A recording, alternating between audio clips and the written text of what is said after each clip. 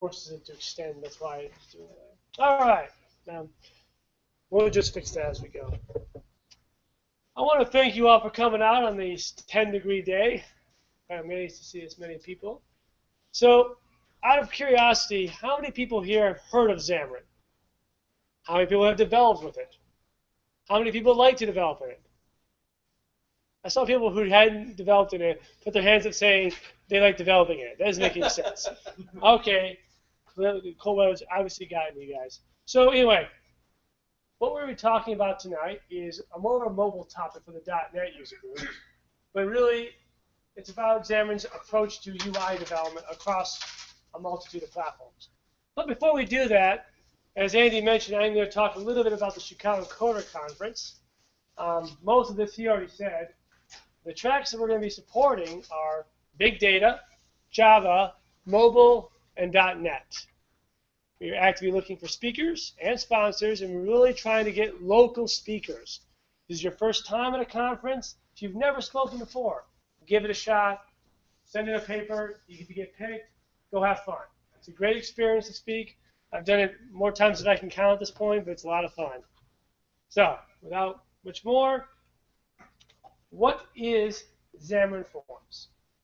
So, for those of you who have ever developed an application, really any of them, but in particular a mobile application, you probably know the hardest part or the most time-intensive part is often the user interface. In mobile, this is especially true because we end up having to write 2 or more interfaces. So what Xamarin has embarked upon is what I consider a very ambitious project. It is to create a unified UI definition, not a unified UI. One of the problems with a unified UI, you see this in PhoneGap and other similar technologies, is the same UI pushed out across all the platforms doesn't always make sense. Trying to apply an iPhone interface on a Windows Phone device is not usually a recipe for success. So what Xamarin has gone ahead and done is taking a page out of that process, allowing you to create. Are you kidding me? Dave, can you hold on to this? So, anyway, what Xamarin.froms allows you to do is to create a unified definition using generalized controls. Those controls are then rendered specifically for the platform itself. All the sizing and coloring is taken care of for you automatically. Of course, you can hook into it if you so choose. To kind of get an idea how this works, I'm going to present 2 controls to you. An entry control to take user input, and a label control to display text. What happens here is these 2 controls are actually defined in XAML. Then, at the time of compilation, they are rendered, passing through platform-specific renderers.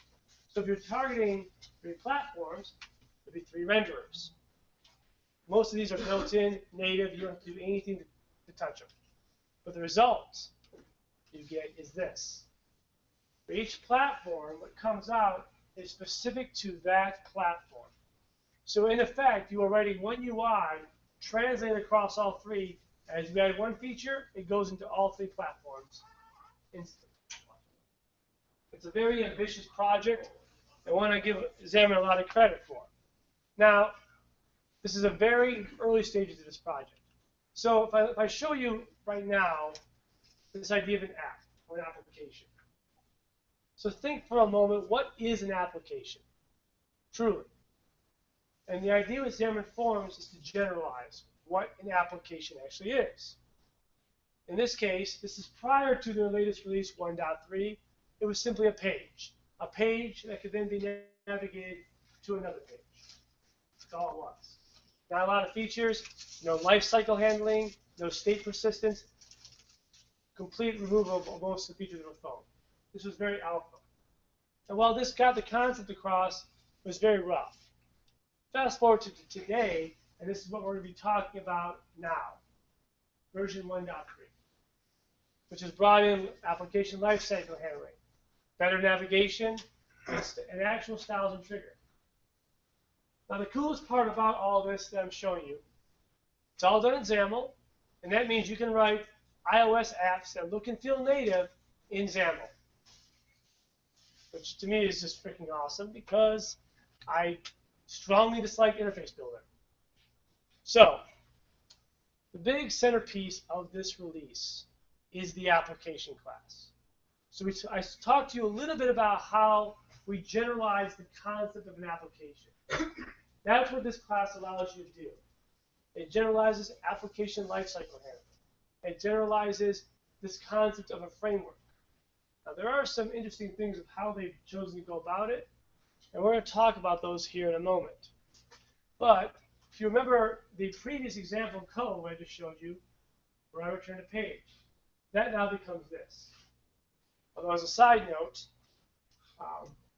don't ever name your application app. Anybody know why? There you go, name collision in Windows Phone.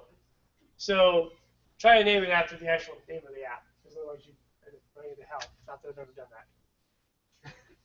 So the idea behind this class now is to support these lifecycle events: start, stop, pause, resume, as well as define the first page of your application. In this case, main page. So main page in this instance is a XAML page. It could also be written in code if you so desire. Exact same thing. Now, where this kind of gets nice is when we start talking about iOS, Android, and Windows Phone.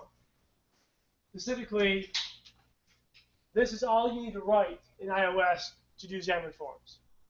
This is all you will need, at the basics. So what happens here is, I'm going to go back to this definition of an application.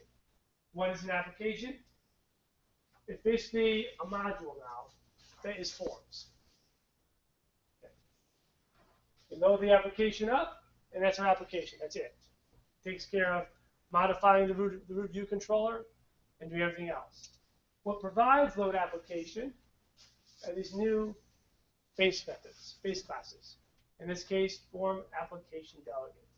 So if you're familiar at all with how iOS works, you know that every single iOS application has to have an app delegate.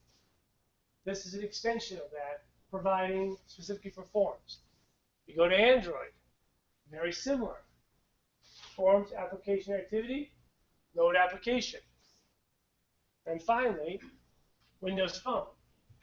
Out of curiosity, who here has actually done Windows Phone development? Okay, you guys use XAML or something else? XAML. So you know that the base class for your class exists in XAML and not in the code behind it. So I don't know if you guys can see it back there, but it's Forms application page. So what I've just shown you are the 3 launch points. So that's kind of what's happening here. You're loading an application into a specific project and launching it for that particular platform. If you have any questions on that, I'm trying to kind of skim over that a little bit, but we're getting into the better stuff here in a second. So the idea is you can load up a single application from all 3 of these platforms. They can all function the same way, but they're going to look different and feel different to the user depending on their platform. So what we're seeing here is basically how to load the application. Okay? Styles and triggers. Who here has worked with XAML in the past? You guys use styles? One guy uses styles. That's disheartening. Oh wait, this guy did too. Okay, there's 2. All right, I got 2. That's good. So styles and trigger enable you to kind of provide a CSS approach to colors, appearance, interaction elements. It makes it all centralized. It allows you to kind of control how elements are applied. Triggers give you a great way to implement simple visual effects declaratively. So an example of that is something like this. So the very top, our style, indicating it can only be applied to an entry control. An entry control accepts user input. When the user is not focused in that field, the background is a green color. When it's focused, it's a yellow color. Example. this ugly looking iOS screen that I put together. You guys can actually read that. I'm impressed back there. You see that since we're not focused, the color of the background is green. However, when the user focuses, it's yellow. Now, that code you saw I showed you before, that's what's responsible for this. And that will work across all 3 platforms. No extra code required. Which, if you've ever actually tried to implement this exact effect, you know in Java, for example, you have to create a text handler. You have to detect focus. You have to change the background color. Detect the exit focus. Change the background color. Windows Phone, the same thing. iOS, the same thing. But now it's 5 lines of code, and it works across all the platforms. That's pretty cool. I'm going to show you some better examples later on. We're just getting kind of warmed up. So I love styles and triggers, but the biggest and most important thing in an application to me is navigation.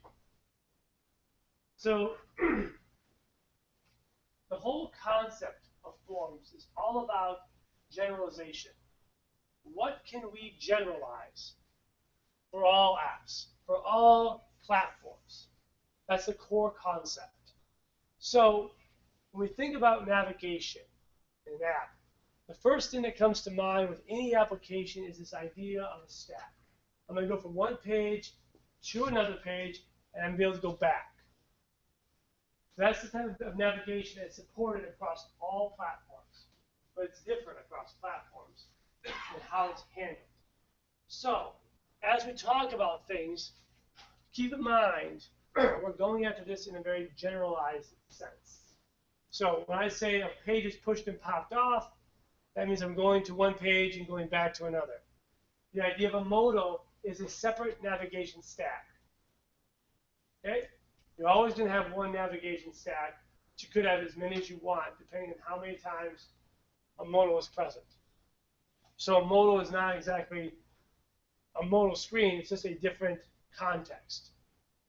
So navigation in and of itself is a very difficult concept, and we actually see that in Forms 1.3. Very Jekyll and Hyde, to be fair. It's, I think if you actually consider the task of trying to generalize navigation, very difficult.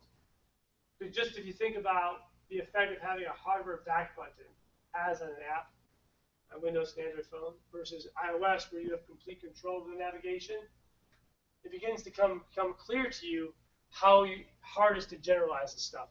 So I'm going to show you some examples here, but it's very clear that the team has a lot of work to do on this. So the example is going to kind of center around the standard navigational flow. In particular, how we handle stack manipulation. Show of hands, who in here has an Android or a Windows phone? Okay.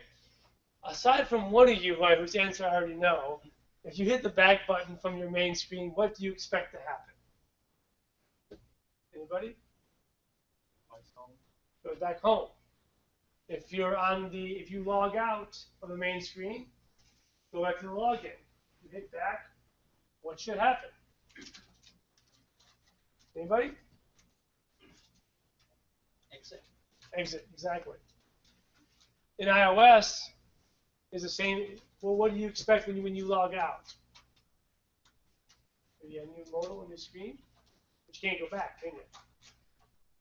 So how do we implement that flow across all of the platforms, and how consistent did Xamarin do it? That's the questions we're going to ask ourselves with this example. Okay. So, all right. So I have open here a very, very simple Xamarin.froms application. Not really. I forgot the thing does that. Apologies. Okay. Let me just do something really quick here. I should have done this before I got up here, but I did not.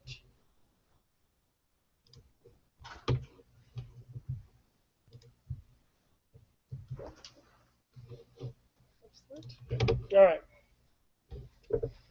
So in this particular simple example, everybody can see, right? See the code? All right. I'm defining first page as the very initial page you're going to see when I launch this. Okay? Let's go ahead and launch this application up. Okay. So I'm going to go to page 2, page 3. I'm going to hit the back button. What do you guys think is going to happen when I hit the back button? 2? Say what? Page 2? Okay, I hit the back button.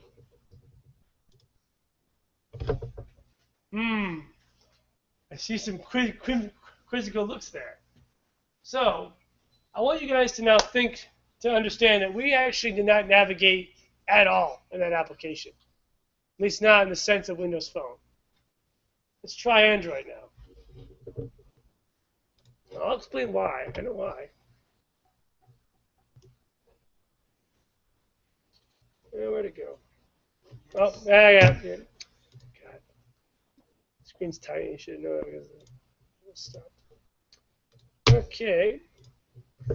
Bear with me, please. This is a preview version of the Xamarin Android player, and I've been having problems with it all week. So let us cross our fingers and hope the demo gods bless us. Maybe they will, maybe they will not. Okay, let's go to page 2. Oh, boom. No sale. The heck is that sound? Is that my voice echoing? It is. That sounds terrible. All right. So we learned 2 things here. The first thing is in Windows Phone, we're not actually navigating at all. All Xamarin.froms is doing is repainting the same window over and over again.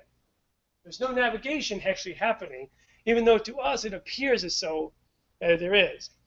The problem is in Android and iOS, you can't do that. So, boom, it blows up. Let's fix that problem.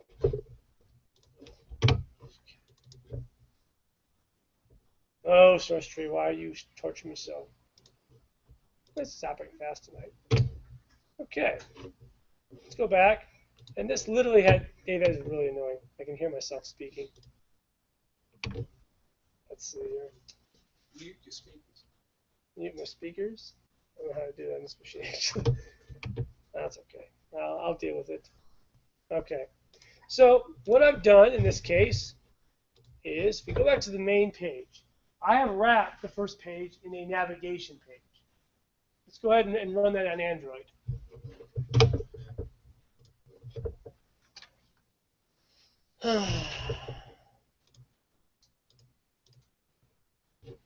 Okay. Now notice the application already looks different. It has the action bar at the top. And if I go to page 2 now, you'll see 2 things. Well, one thing in particular. You'll notice that the icon at the top has a back arrow. And then my application's not crashing anymore. I hit back. I'm going back. Okay, let's try Windows Phone now.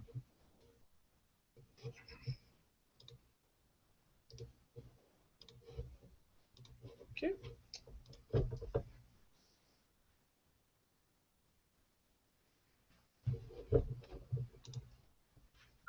Now, if I hit back, what happens? Anybody got guesses? You sure? Yeah. Page 2. So let's go back to, I just want to show you guys a couple things here. I'm not sure if you're going to be able to see it as well. But if you look at each of these projects, I only ever showed you guys one launch point. But yet I can navigate now. The reason for that is the navigation page. Forms is actually introducing its own navigation context within the app. So it's managing all the navigation inside of itself. Whereas those pages, that activity, that app delegate, and that page is just a silo for the app. Okay? And you get all that by adding that navigation page.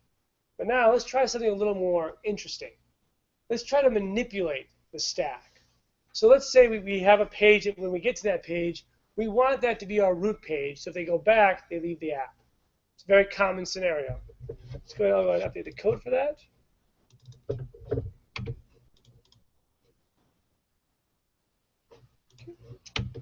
All right, so let's go here.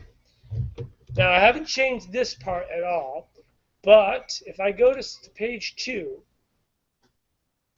sorry.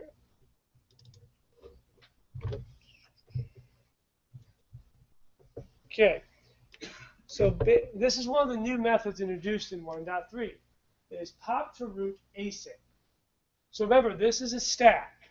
So push and pop are two common operations. So in this particular case, our new page, page 3, is going to be inserted at the head of the stack. And when we call our method, all other pages are going to come off. So it becomes the first page. Let's go ahead and run that on Android. Come on. Oh, I'll expand it. By the way, if you guys haven't played with this or Genymotion and you're doing Android development, do yourself a favor and use this instead. If I was using the actual Android emulator, you'd be waiting here for about 5 minutes for that thing to load up, even on the solid state machine. All right, so as I'm navigating, I want you all to watch very carefully the arrow next to the icon at the top. So what's going to happen when I hit back? Blow up? Is that what you said? Home? Bingo. Now, let's try that in Windows Phone. I think she's already figured out the pattern here. Go Windows Phone. Okay. All right. Oh, darn. Boom. Windows Phone has no concept of doing such a thing to its navigation stack. It's all globalized. So we can't do this. So instead, how else might we remove pages from the stack? Perhaps calling the remove method. Let's do that. Do that.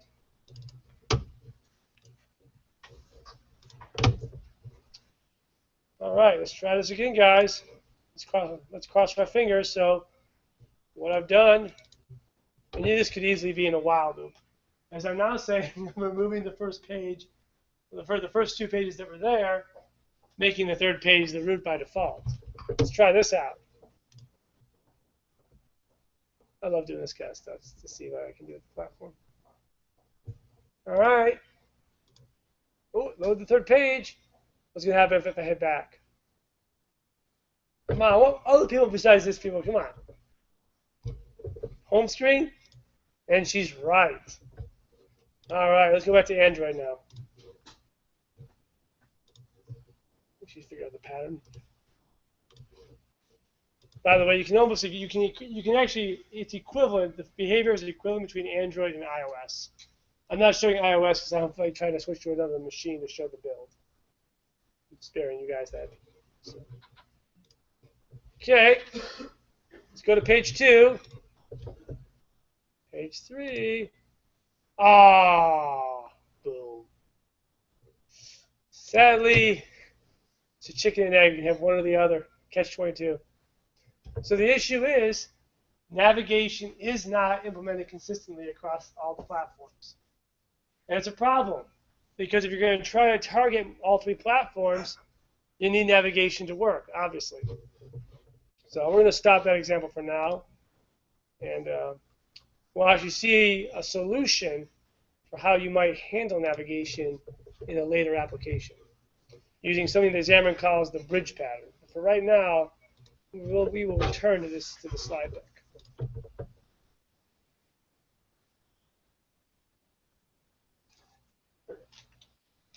So this leads into a question that someone actually asked me before this talk started. How mature is form?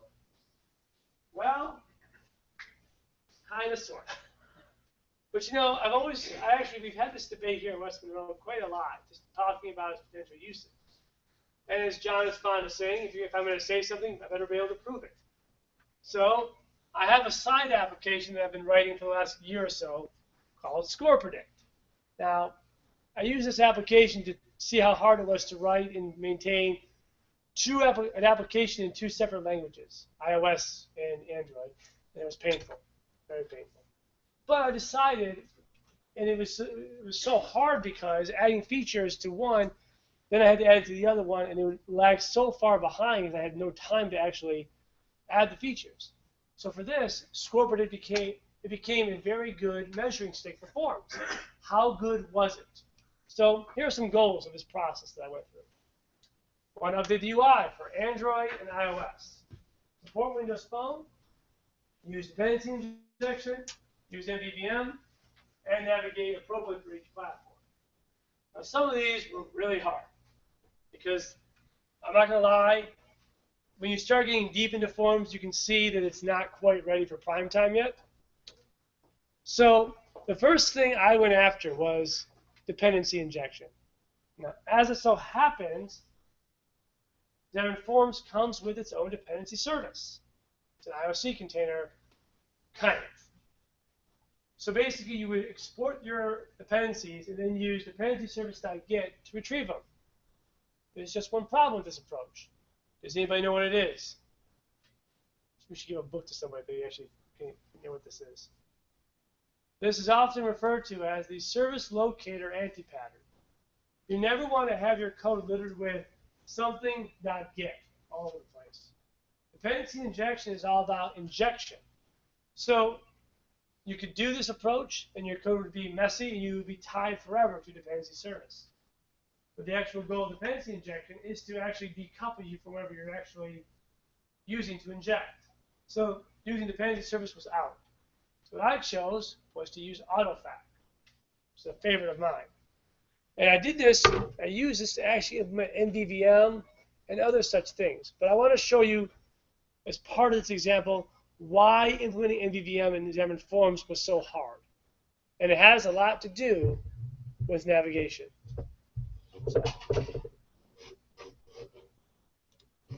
This is actually the code base for Score Predict, and not on the screen.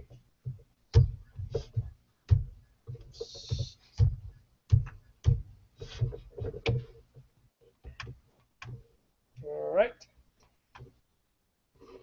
So let's open this up really quick. I'm going to go to the iOS launch point in this application. And we'll walk through from there.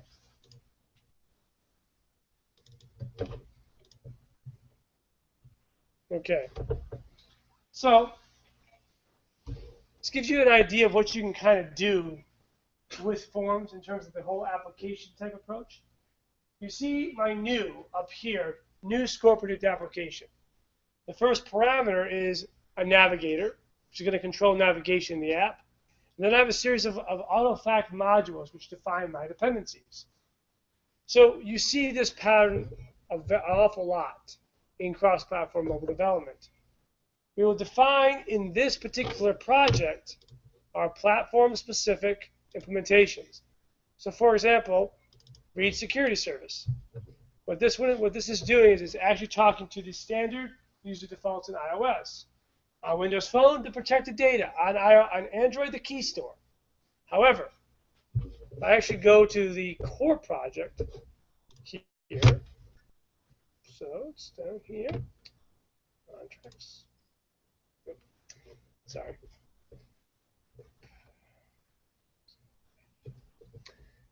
Where did I put it? The interfaces are actually defined here in a common class. So I want to explain kind of what's happening here.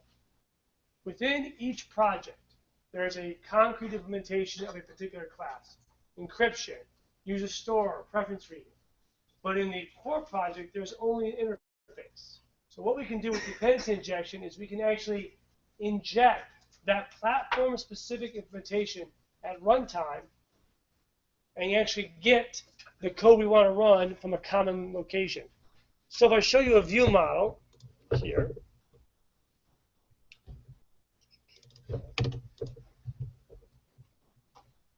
so for example, the dialog service. The way you display a dialog is going to be different in Windows Phone, Android, and iOS.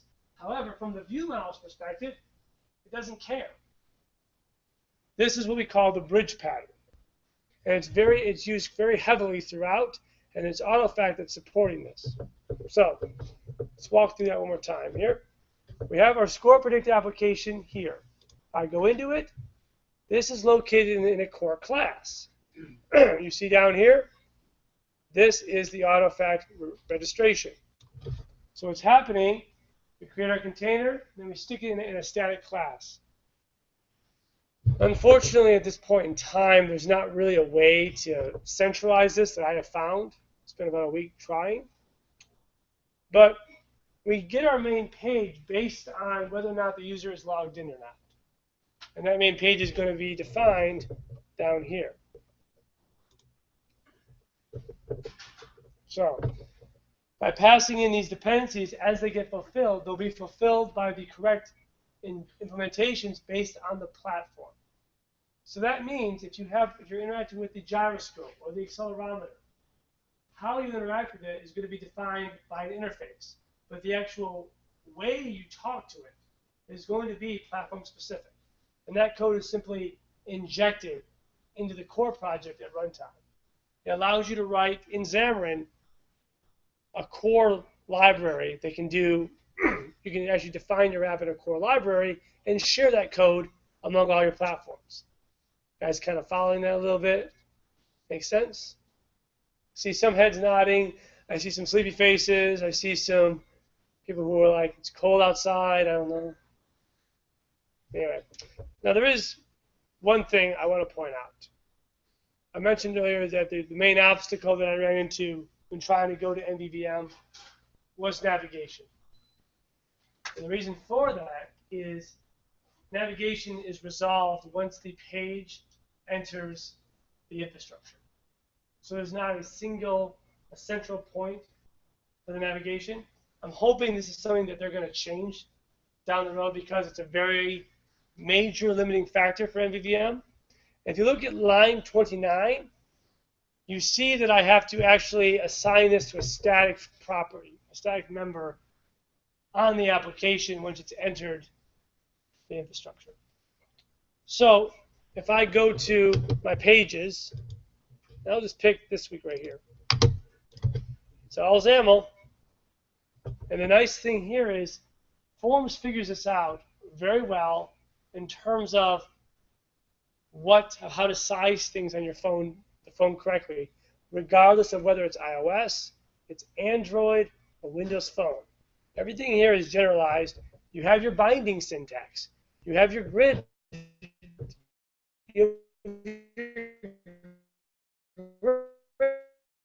Grids that were all, and if I look at the code behind, there is nothing here.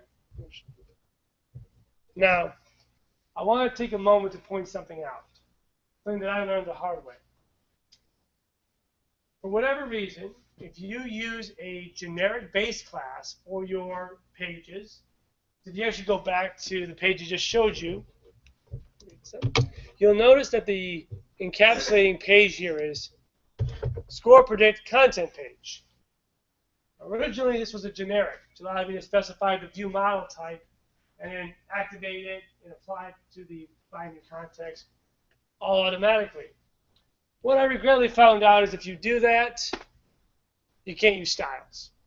I don't know why. The team hasn't really been able to give me a good answer. For whatever reason, if you use a generic class, you can't use styles. I don't know why.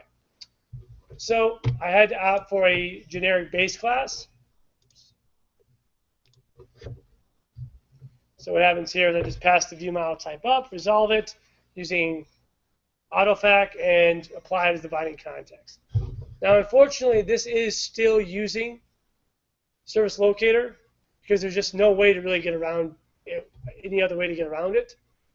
I'm up for suggestions if anybody's got any, but I've tried quite a few things to get around it. So once the binding context gets resolved, everything beneath it automatically resolved as well. So this login page view model, you can see its dependencies right here.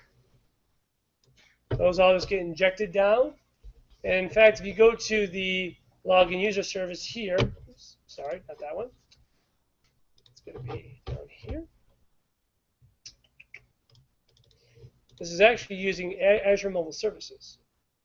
You'll see that this class handles all the talking. You're also, if you're actually being very closely watching, Xamarin also allows you to use the async await syntax in iOS. If you've ever tried to do asynchronous programming in iOS, it's quite painful. Async await makes it a lot easier. And finally, the final piece that I want to show you here is with client. So unfortunately, each client is respective to its own platform. So let's do this bit. So what I'm doing here is I'm talking to the Azure Mobile Service. So what happens is within the view model, we contact the service, which then contacts the client. The client brings back the raw data. Service parses the data, returns it back as an object. Very standard model, and it works across all three platforms. Okay, so I think I've bored you guys enough with AutoFac. Let's go ahead and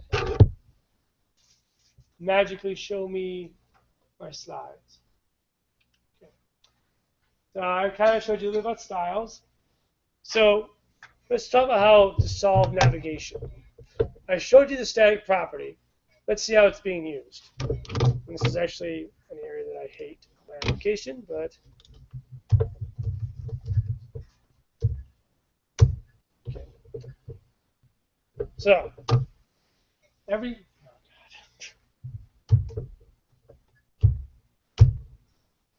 view model inherits from view model base and is given this navigation property. Navigation property is exposed, as you saw. It's a static property from the application. I go into the login view model. That's really annoying. You can see I'm calling you can see though, I'm calling navigator.showPage async, passing in navigation to the method. This navigator comes from this iNavigator that I pass in. So I go to the navigators here. Now remember what I said when I said Android and iOS are pretty much similar? Because of that, these methods are actually virtualized. Windows Phone, however, as we saw in our example, is a bit different. So I go to the phone navigator. You'll see the ugliness that is Windows Phone navigation. The push and the pop work the same, but as you saw in our example, when you try to pop things off the root, it doesn't work as well. So this is an example again of the bridge pattern because the navigator is passed in based on the platform. Okay, all right. Not going to go too much more into that. Oh, I should actually, you know what I should do? I should show you guys the application in action, actually. So let's look at the application and what it actually looks like.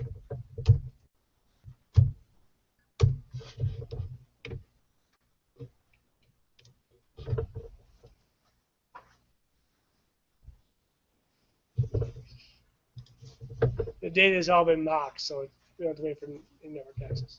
It's the login screen. Thumbs up. Looks very much like a typical Windows Phone login screen. I log in with Facebook. I get some data. So the application isn't done yet. Still work in progress. But you can see, again, the same layout code is being used for all the platforms. Let's look at this application now in Android. iOS.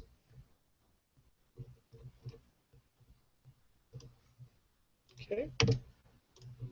And this, to me, is what is the coolest thing because I've worked with Windows Phone a lot, and I know how the XAML syntax works.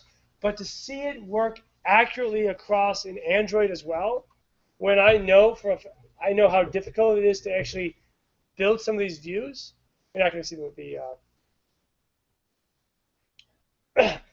this is the exact same code from the Windows Phone side.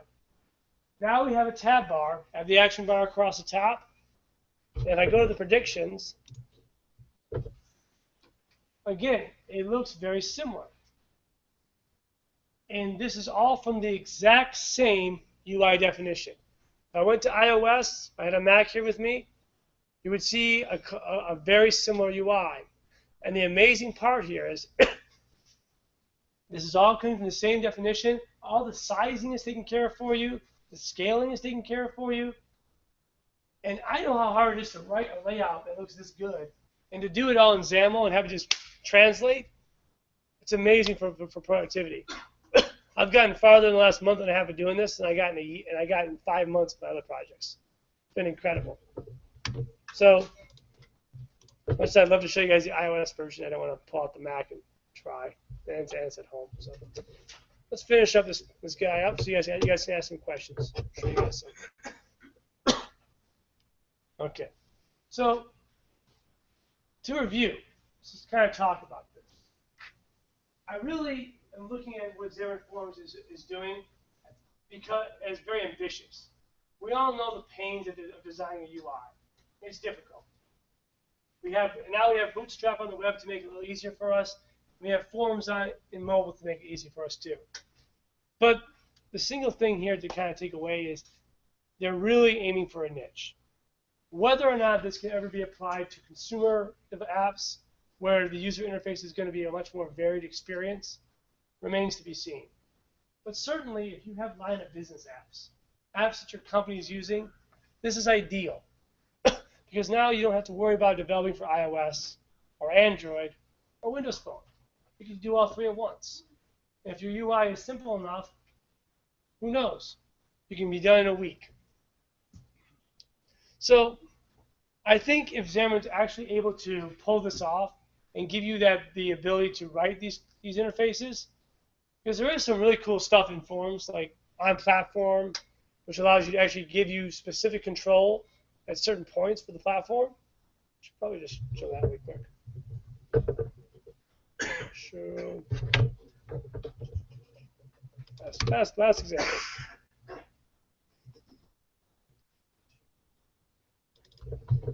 So you can figure. So I will say this that. Thank you. We'll say this. Out of the box, Xamarin.froms doesn't actually provide you with this. But there's a link in my blog entry, jerryfarrell.net, which I'll probably put that in the slides. It'll kind of explain this. But the really cool thing here is this tag on platform, which says, hey, if you're on iOS, use this value. If you're on Android, use this value. If you're on Windows Phone, use this value. And this comes in handy for font sizing because the pixel scaling is different. And you could write something that looks really good on a Windows Phone, but then run it on iOS and it looks huge. And the nice thing is, for those of you familiar with XAML, you can make these resources. So if you go down here, when I pull in primary list primary font size, that matches this right here. So depending on the platform, the appropriate value will then be placed into that piece. Very powerful concept. You could literally write the entire app between on platform, but then you'd be defeating the entire purpose of forms. So, a little bit of a deviation there.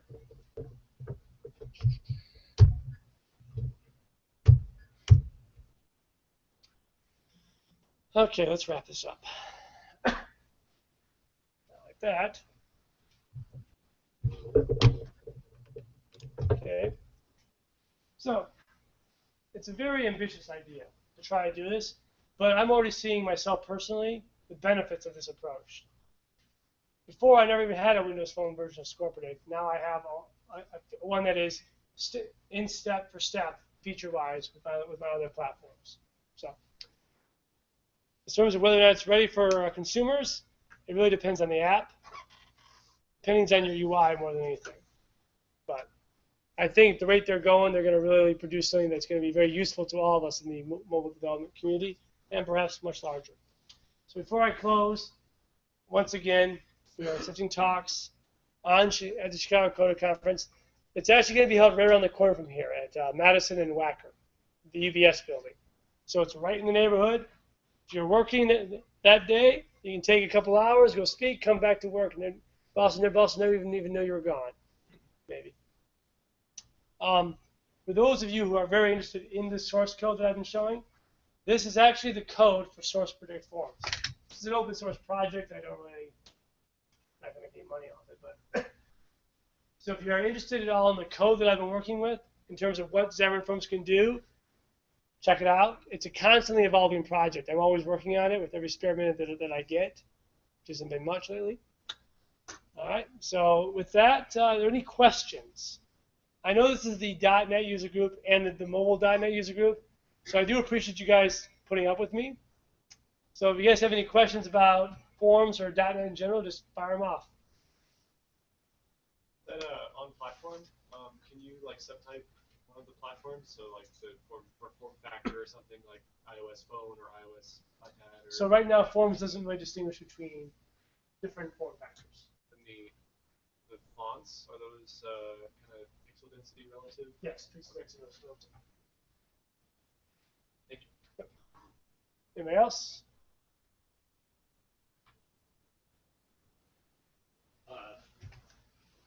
If we forget about Windows Phone, just Android and iOS. Good choice. Android's got 77% of worldwide market share. iOS, last I checked, was between 16 and 19. So, yes. Why not throw it on? Just throw Windows Phone on. Well, if you do it in forms, you might as well just do Windows Phone because it's all the same. Not adding any extra code. Well, you're pointing out that there's challenges. That is true, yes.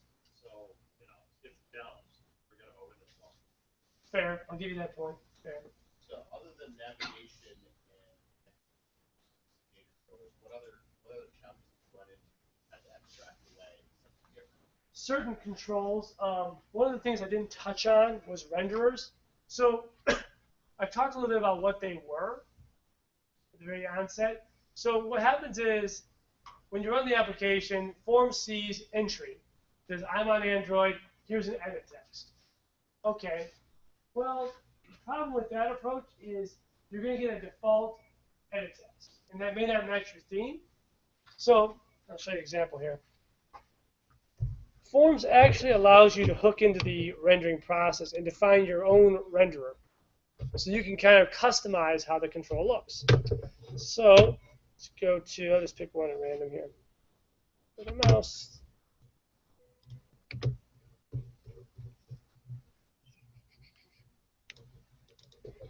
So in my case, I have a particular theme. Sorry. PowerPoint switches it to extend, and I gotta go back and forth. So in this particular case, with this code bit here, we are looking for a control that is of type score predict entry. This is on iOS. When we see that, we're going to use the touch score predict entry renderer instead. And the only thing this thing is doing is adjusting the font colors of the control. So when you get to this point, excuse me, and this can actually be done in a style, as I later found out. When you get to this point, you're actually working with a UI text field, essentially. So when you get to this point, you're actually getting the controller that it maps to. So this is a very good, but this is an awesome way to define your own controls and have them render as you want on each platform. So if you wanted to have a custom form, for example, you could literally write custom form and just drop it in XAML and have this thing add all the controls. And then this just maps back to a very simple class. But if you're familiar at all with XAML, you know about dependency properties, or in Form's case, binding properties. So you can expose data as a custom control and have it get rendered down however you want for that platform. Does that answer your question? Yeah.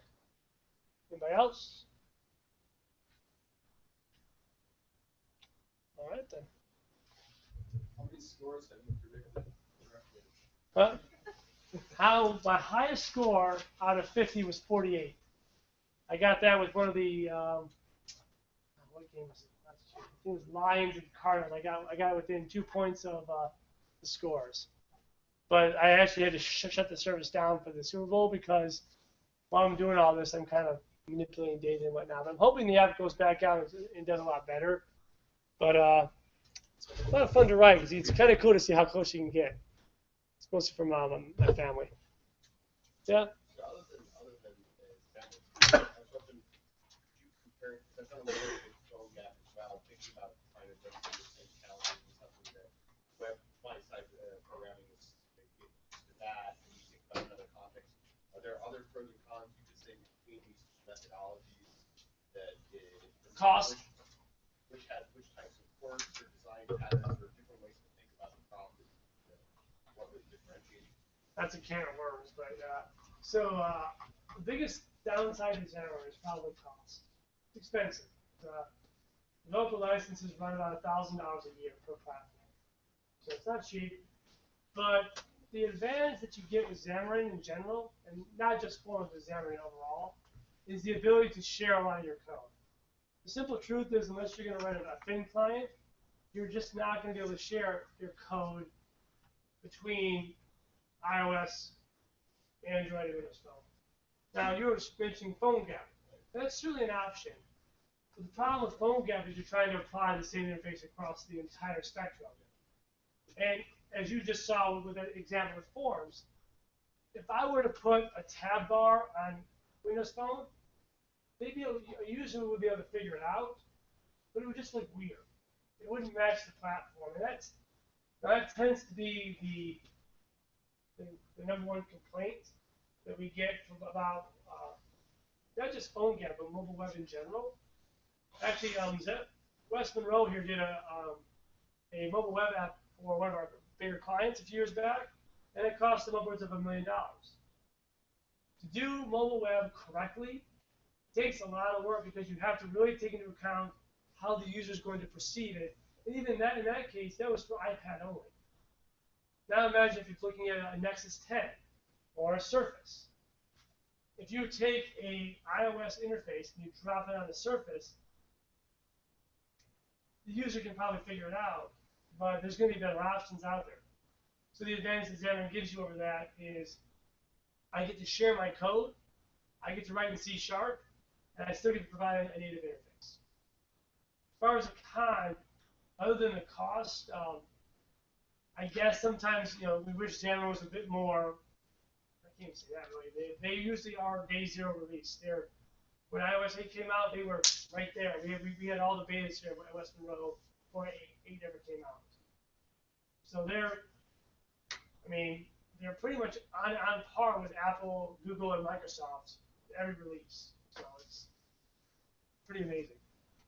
So I hope that answers your question. I'm not trying to sound like a Xamarin fanboy. Just try to, I did some apps just using form, for instance, thinking about how to come up with design patterns to get me thinking in HTML, JavaScript, CSS type of mentality, and then kind of apply that into apps. It's almost weird sometimes spinning around and I just scored a hole. And I was looking at this, and I saw that the trade-off here, it felt like there were some gotchas in the back end where you had to do some bit of abstraction and handling in terms of navigation. So I was trying to see really where those differences were. Is it just more of glass half full, half empty kind of a thing? It's just to me, it's glass half full. Keep in mind, this is 1.3. This has only been in existence for almost a year now at this point. And if you think about what they're trying to do, it's extremely ambitious. Just from a sense of thinking about how the controls get sized on the various platforms. If you've ever done an application on all these platforms, you know that it's a pain point developing, the font sizing, how is this going to look on the different sizes of devices. I've run this on multiple devices, and it looks amazing. I'm just astounded with even where it is right now. Now, there are some gotchas, and I would expect that of a 1.3 release. They just got application lifecycle management. Whereas Cordova is a very mature product. The problem is, I think Cordova goes after the problem the wrong way. That's just my personal and professional opinion. Can it work? Sure. Is everybody who downloads it going to know it's a web app? Yes. So, any other questions? Can you do the form, say the things that's easy to do across the three platform, and then use like the normal Xamarin to do other screens? We were having this conversation today, not 4 hours ago. The answer is, in theory, yes. Because again, if you actually think about what Forms is doing, it's just loading that application up into a page, right? So in theory, you could pass an interface in and then say, oh, I want to navigate to this page. So like, give your main page, for example. You could have I go to page. Okay, I want to go to this new page. And then you would basically implement that in Windows Phone. Same process in Android, in iOS, you just have to do it a native way. Then if you had a page that you wanted to be across everything, in theory you just would write multiple applications and just load them up. In theory, I've never done it before, so I just did it. Yeah, in theory you could do it. Interesting. And Xamarin claim you. Do they? Okay. Darren says it must be true. It's like Insights is going to save the world. Anybody else?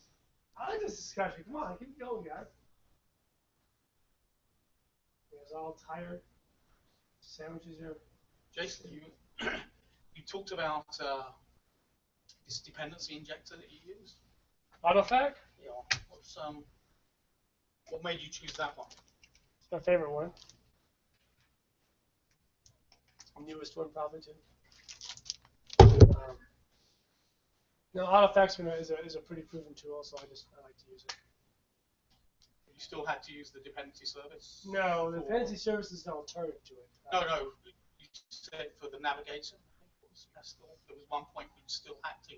Well, what you have to do with navigation is you actually have to pass it around because of the way it gets resolved. If you actually were to set it and then look at it, it's navigation proxy. Then once it enters the infrastructure, it's navigation IMPL. So you have to apply that static property somewhere so you can actually get at it. My hope is in a future release of Xamarin, they'll kind of do what NVDM-Cross does and in Calibre Micro, and they'll kind of make a central library which just does the navigation for you. But they haven't done it yet.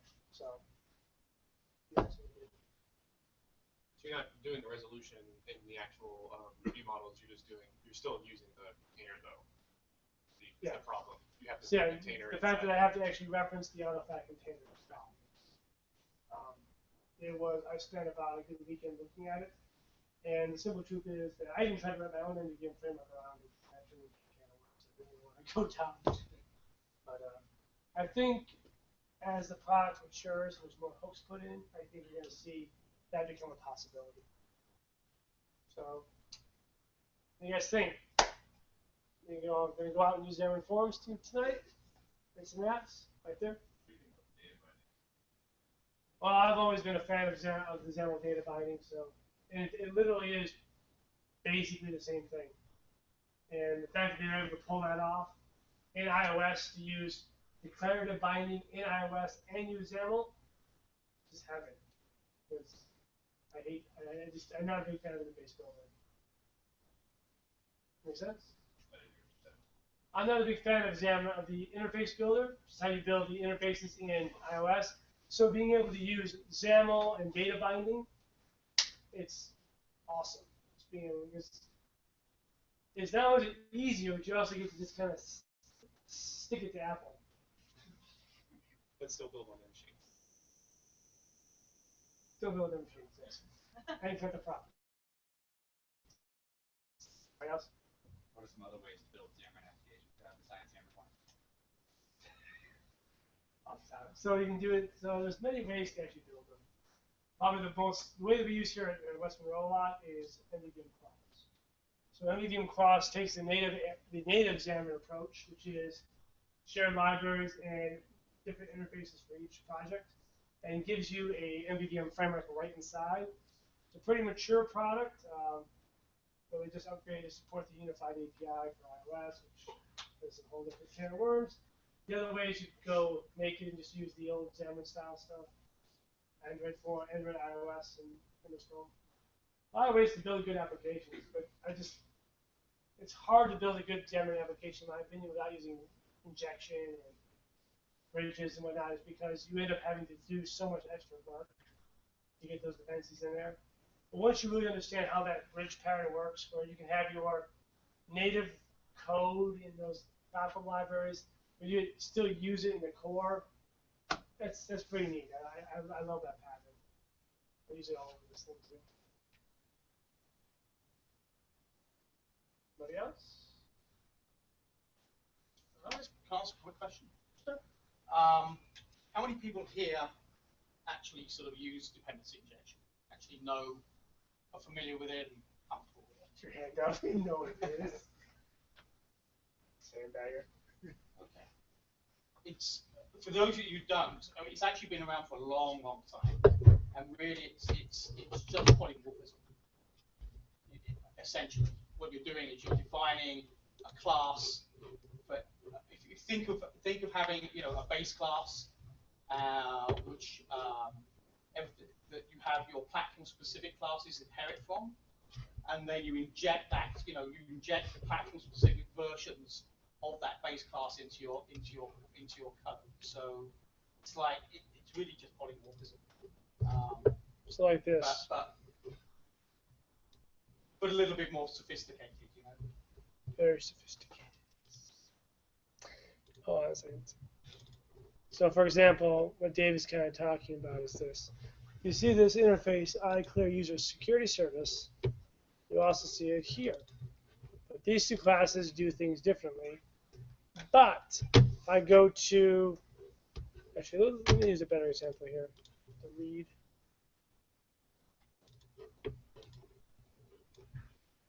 So I read User Security Service for Windows Phone. And I'm sorry, yeah. And then for touch, read User Security Service. Different, but same interface. And finally, Android, same interface, but different implementation. Now, if we go to, let's go to the application here.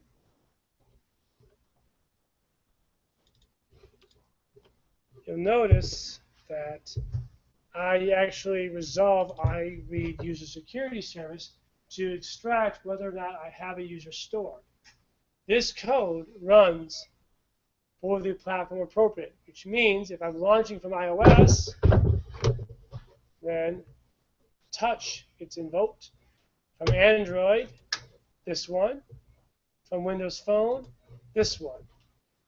That's the power there. You're inside a completely separate project, but yet you're still running native code, talking to native libraries. And that really cuts down on a lot of the code you have to write. And no preprocessor directives, which was the old way to do this. And very, very messy. And with this approach, of course, it's fully supported with PCL, portable class languages, which are incredibly powerful and useful. The ability to use your .NET classes on iOS, gotta love it. Love it. I love it so much. All right, that's it, guys. Unless you guys have more questions. Nope. Anyone want a beer? No more beer, right? I always saw a few people drinking beer. I doubt that keg is tapped out. Who has the attendance list? Oh, I've lost my voice.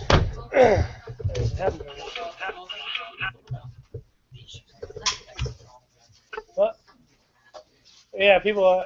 I was amazed when I kind of came across that. It's Jekyll and Hyde. I mean, you want to write. The problem really isn't so much of the navigation; it's just how the platforms approach it. With iOS, you have a lot of modals that kind of fly up and brush up the screen. Windows Phone and Android have no concept of that. I didn't even show the fact that you can't stop the back button from firing and how the modals work. It's really kind of strange. They have a lot more work to do on that stuff. All right, I'm gonna call off names, and if your name's called off, just come up and select the prizes you want, or prize you want. Just go over again. We have ReSharper full version license, full version to .trace, full version to Ozcode, 2 full versions to PostSharp Ultimate. I have 2 books for next month's speaker, and then 2 1-month passes to Pluralsight. Jeez,